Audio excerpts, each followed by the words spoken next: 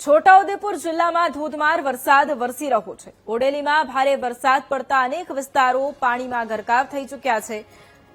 વરસાદને લઈને મુખ્ય બજારોમાં પણ પાણી ભરાઈ ગયા છે। નીચાણવાળા વિસ્તારોમાં પાણી ભરાતા લોકોને હાલાકી પડી રહી છે।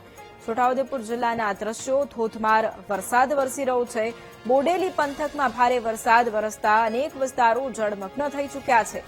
વરસાદને લઈને મુખ્ય બજારોમાં પાણી ભરાયા છે। નીચાણવાળા વિસ્તારોમાં પાણી ભરાતા લોકોને હાલાકી ભોગવવાનો વારો આવ્યો છે। એક તરફ ભારે વરસાદ અને ઠેર ઠેર પાણી ભરાવાની સમસ્યા ઘરવખરીને પણ મોટા પ્રમાણમાં નુકસાન થયું છે, કારણ કે બજારોમાં પણ હવે પાણી ભરાયા છે, એટલે દુકાનોમાં પણ વરસાદી પાણી ફરી વળ્યા છે। ખાસ તો નીચાણવાળા વિસ્તારો પાણીમાં ગરકાવ થતા લોકોને સાવચેત રહેવાની સૂચના અપાઈ।